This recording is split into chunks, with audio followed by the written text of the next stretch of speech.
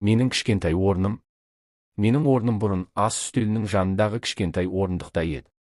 Мамам әр кеш сайын ас іш деп шақыратын. Папам, ер бала бол, жылама дейтін. Ал қазір менің орным бос орын. Мен оларды бұрын жақсы көретінмін. Екеуінде бір күні ұрысты. Сосын тағы ұрысты. Содан кейін мені екеуі де тастап кетті. Мамам бөтен көлікке мініп кетті. Папам чемоданын көтеріп, есікті тарс жапты. Мен тұрып қалдым. Тек өзім. Кімге керекпін енді? Кешкі ас жоқ.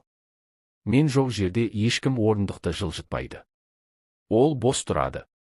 Біреу отыра ма деп үміттенем, бірақ ешкім отырмайды. Кешке айға қарап жылаймын. Бір күні айда менің орныма біреуді табар. Менің атым Айдар. Бірақ олар мені Айдар демейді енді. Сен үшін кім жауапты дейді. Мен білмеймін. Кейде өзімді орындық сияқты сезінем. Бір кезде керек болғам. Енді ешкім отыра салмайтын бос орынға айналдым. Мен мамамның иісін сағынам. Кейде шкафтың ішіндегі көйлегін құшақтап ұйықтаймын. Сол иіс. Бір кезде мені құшақтап, маңдайымнан сүйетін иіс. Қазір ол иіс баяғыда емес. Ол жоғалып барады. Папамның қолы қатты еді, бірақ жылы болатын. Ол мені итеріп жібергенде де мен оның қолын сағынатынмын. Мен ақымақпын ба? Мені ұрсса да, жүрегім соны іздейді. Неге солай? Кеше көрші тәтей менің көзіме қарап. Бақытты бала болу үшін анаң да, әкең де керек деді. Мен үндемедім. Үнсіз жыладым. Қазір мені әжемнің үйіне апарма. Ол жерде менің бөлмем болмайды. Тек бір көрпе мен ескі жастық болады.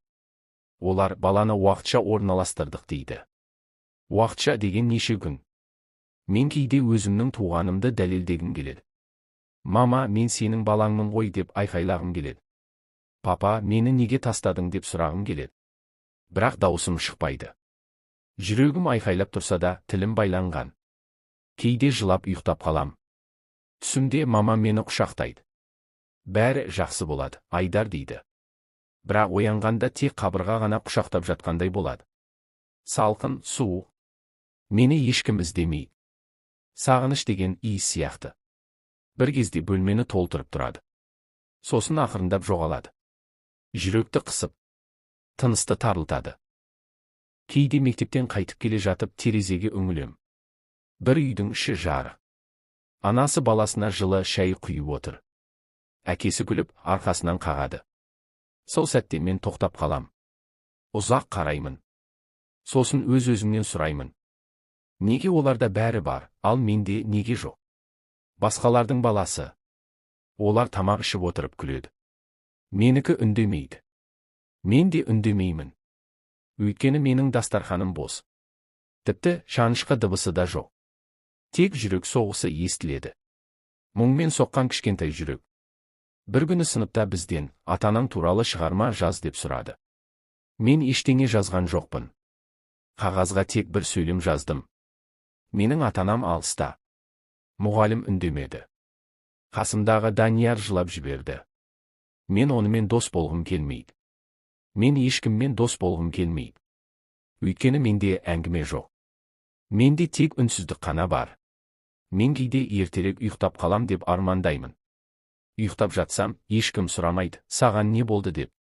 Ұйқыда менде бақытты бала бола алам. Түсімде маған орындық жетеді. Қол шапалақтайды біреу. Мамам құшақтайды. Папам, сені сағындым дейді. Бірақ оянғанда бәрі басынан басталады. Мен енді өзімді өзім жұбатам. Бірде әжем, бала Құдайдың аманаты деген. Сонда неге мені ешкім қабылдамайды? Құдай да мені ұмытып кетті ме? Мен басқалардың баласы емеспін. Мен ұмыт қалған бір бос орынмын. Бүгін менің туған күнім. 10 жастамын. Бірақ ешкім есіне алмады. Таңертең көзімді ашқанда өз-өзіме. Мүмкін бәрі мені таң қалдырғысы келіп жатқан шығар. Дедім. Мүмкін мамам келіп. Бүгін сенің ерекше күнің. Дер. Папам торт көтеріп келер. Бірақ ешкім келмеді. Тіпті әжем де үндемеді. Түсте сыртқа шықтым. Аулада балалар ойнап жүр. Біреудің туған күні сияқты. Шарлар, тәттілер, күлу. Бірақ ол мен емес. Мен бір бұрышта тұрып, бәріне қарап тұрдым. Ішімде бір дауыс. Сен де осындай боп едің ғой деді. Бірақ қазір мен ешкім емеспін. Бос орынмын. Кешке бөлмемде жалғыз отырдым. Қағаздан өзіме торт жасап көрдім. Бір жапырақ нанды шырақ етіп қадап. Көзімді жұмып тілек тіледім. Мені біреу сағынсыншы. Сол тілекпен көзімнен жас ақты. Мен туған күнімді ешкімге айтпадым. Өйткені ешкімге керек емес сияқты сезіндім. Құттықтау күтпеген адам ренжімейді дейді ғой. Бірақ мен күттім. Күтпегендей болып көріндім, бірақ жүрегім қатты күтті. Кейде ойлаймын. Мүмкін мен мүлде тумаған шығармын. Мүмкін мен кездейсоқ пайда болған бір елес шығармын. Сыныпта бір қыз айтты. Атанаң туған күніңді ұмытпайды, олар сені жақсы көреді ғой. Мен үндемедім. Тек іштей мынаны ойладым. Атанам мені ұмытқалы қашан. Бүгін менің туған күнім. Бірақ бұл күн жай ғана тағы бір күн. Мен үшін де, олар үшін де. Әжемнің сөресінде бір ескі фото бар. Сол фотода мен кішкентаймын. Қасымда мама. Жанымда папа. Барлығымыз күліп тұрмыз. Сол суретке қарап ұзақ отырам. Сурет үндемейді. Тек жанымда ауыртады. Қатты ауыртады. Суретте бәрі бар, күлкі, күн сәулесі, мейірім. Ал қазір ештеңе жоқ. Күлімдеген адамдар бөлініп кеткен. Мен сол күлімдеген кішкентай баланың көлеңкесімін. Кейде ойлаймын. Неге бәрі өзгеріп кетті? Суреттегі мамамен қазіргідей емес еді. Сол мамам қайда кетті? Папам бұрын мені мойнына көтеретін. Сен менің батыр баламсың дейтін. Ал енді сол кісі маған бөгде адамдай қарайды.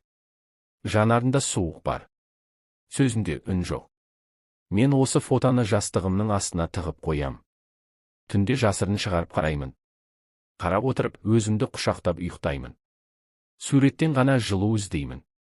Сыныптағы балалар ата-аналарымен түскен суреттерін көрсетіп мақтанады. Мен де көрсете алам. Бірақ менікі өткен өмір. Енді қайтып келмейтін күлімсіреу. Әжем кейде. Бұрын бәрі басқаша еді дейді күрсініп. Мен де басымды изеймін. Себебі мен оны жақсы білем. Менің өмірімде бұрын деген сөздің ішінде қалып қойған. Сурет менің жалғыз естелігім. Бірақ ол да сөйлей алмайды. Тек үндемей мені жұбатады. Ал мен енді күле алмаймын. Мен өзімді көрінбейтін бала сияқты сезінем. Сыныпта отырсам да ешкім байқамайды. Аулаға шықсам да ешкім шақырмайды. Бәрі менің жанымнан өтіп кете береді. Біреу артына қарап, мына бала кім десе ғой. Кейде ойлаймын. Мүмкін мен расында да бар емеспін. Мүмкін мен үнсіздікпін. Мүмкін мен бос орынмын. Кітапханадағы бір кітаптың ішіне хат салып қойдым. Жаздым. Егер бұл хатты оқысаң, мен ізде. Мен айдармын, мен тірімін. Тек жалғызбын. Бірақ ол кітапты ешкім ашпауы да мүмкін. Маған ешкім сұрақ қоймайды. Қалай демейді. Бүгін не болды деп те сұрамайды. Тіпті ашсың ба деген бір ауыз сөзге зармын. Менің айқайлағым келеді. Мен бармын ғой. Мені неге байқамайсыңдар? Деп. Бірақ мен айқайламаймын. Өйткені ешкім естімейді. Көрінбейтін баланың да жүрегі ауырады. Көрінбейтін баланың да арманы бар. Бірақ оны ешкім сұрамайды. Бір күні мен үлкен болам. Бәлкім мен де әке болам. Сонда мен баламның қолын ешқашан босатпаймын. Сен мен үшін көрінетін ең қымбат жансың деп айтам. Себебі балаға ең ауыр сезім. Бар бола тұра жоқ сияқты сезіну. Менің атым Айдар. Мен тірімін. Тек менің орным бос орын.